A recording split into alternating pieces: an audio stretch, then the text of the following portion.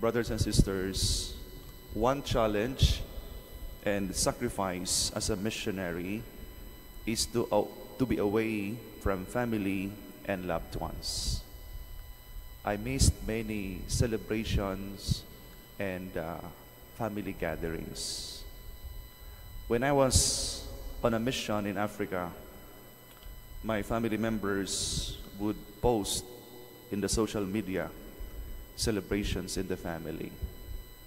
Or my classmates in elementary or high school would post in the social media gatherings and celebrations and would tell me, "Father, come, cheers, join the celebration." I could not help but say to myself, I wish I were there. Sige, ikain nyo na lang ako ng handa.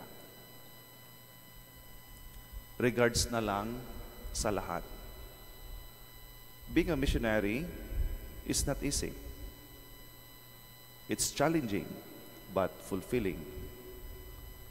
There is a joy in my heart that I could not explain.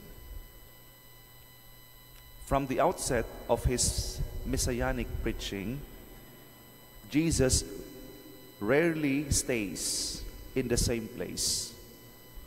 He is always on the move. He has nowhere to lay his head.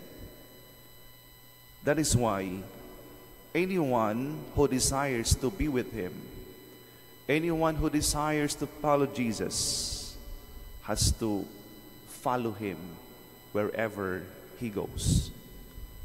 This phrase, following Jesus, has a precise meaning. It means being a disciple, to follow Jesus wherever he goes. And following the Lord means to pattern our lives, our minds, and our actions with him. Ito yung sinasabi na ang alagad na handang magsakripisyo. Ang alagad na handang magpasa ng krus. Ang alagad na nagbabahagi ng salita ng Diyos. Ang alagad na umaapaw sa kaniyang puso ang habag at awa. Ang alagad na marunong magpatawad. At alagad na instrumento ng kaganapan ng paghahari ng Diyos. Brothers and sisters, what are we willing to leave behind when we follow Christ? Let us always remember that true discipleship is incompatible with worldly ambition, because to follow the Lord entails taking on Jesus' radical lifestyle, values, and choices. True disciples or true discipleship involves deep relationship, both in words and deeds, with the one who called us. Hindi lang yung sinasabi natin, I want to follow the Lord, but we are not willing to do sacrifices. To follow the Lord, it's not easy.